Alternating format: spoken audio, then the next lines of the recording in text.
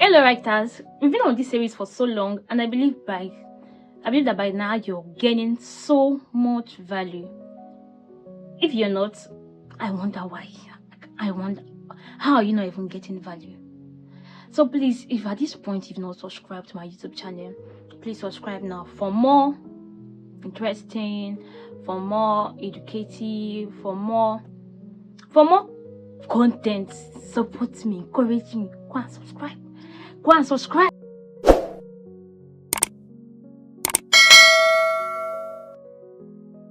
So far, we've talked about the book writing process, we've talked about getting your book title, we've talked about the self-editing process. Let me talk about making research for your book. Because one quality of a good book is that book must be universal. Whatever facts you're stating on that book should be true. It should not just be true in Nigeria. It should be universal. Let me give you an instance. One time I wrote a book. I think it was when I wrote The Broken Balance. I got a weird kind of story idea in my head where someone was sick, and when different blood comes together, like you have the O group, then we have O plus group, we have other groups, and then they now say O is universal donor, O cannot transfuse blood to be that, on all those stuff. So I'm like, this idea in my head is crazy. I cannot go and write nonsense. So I had to make research. I had to ask people, if O plus donates blood to someone with O minus, like what will happen? Will the person die? From what I gathered then, don't know if it has changed, but from what I gathered then, they say that it's actually possible, but it's deadly. The chances of survival are very slim, unless maybe, forgetting the word now, they will have to extract all the blood in that person. It's an emergency case. We have to remove all the blood and transfuse different kinds of blood. It was quite crazy, but I think I ended up writing. So don't just go and write what only exists in your head. It doesn't make sense.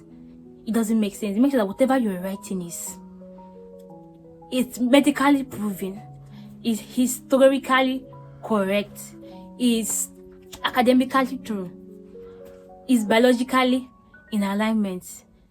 There should be no facts, maybe physics will not come and prove, no, this science will not come and if the book can prove you wrong. It will not make sense. So making research for your book is very important. You've gotten your book idea, you know what you want to write, but please make research, ask questions. Maybe you're talking about recovering from trauma, like emotional healing, psychological healing, and probably you've not gone through that yourself. You're not a victim. You've not been maybe molested. You've not had any cause of any kind of trauma at all as a person. But then the Holy Ghost is laying it as a burden to write this kind of book. You don't know what to write because you definitely can't relate. You've not been in that shoes. You don't know what it feels like. You just be writing head knowledge. Ask questions. Look for people who have gone through it. Ask them, what is the aftermath of this? How can this thing be regulated? How can this thing be corrected? Someone that is a victim, how do they react to things? How do they respond to things? Just know that you're writing from a stance of true facts. Now, I'm not asking you to go and release their story without their consent, no. But those more like an interview now, a question and answer. It will enlighten you on what it actually means to go through that. It will enlighten you on what it actually means to pass through such trouble and how to overcome. Look for those that have healed, just like addiction recovery. Look for those that have actually battled with 1 or 2 addictions. Know what it meant like to be under such addiction. What it did to overcome the addiction. The situation, the regiment, everything they did to help them eventually break free. These are part of research. You can also ask online. Maybe create a poll on your Facebook. You can create a poll on your WhatsApp, on your Instagram, whichever social media platform you're active on. Ask them question. Maybe it could even be an anonymous thing where people can maybe tell you directly with that, because most people don't really have the boldness to share their story, but when you're writing, you can actually read people's brain, you can feel what they're actually going through. You could use YouTube, search for stories of people who have passed through what you're about to write and know what it means to actually pass through that. So you don't go and start like someone that does not have emotions, because you definitely cannot relate. You cannot relate. And then when you've gathered all those informations, then with your divine idea, with the divine wisdom Holy Ghost have put inside you, you blend it together and it will make a perfect book. It will balance. Are you getting me? Another thing you can do, make research. At least ask. We have ChatGPT. It's very easy. Make research. When you're making research, especially when it has to do with date, history, facts, please be very careful.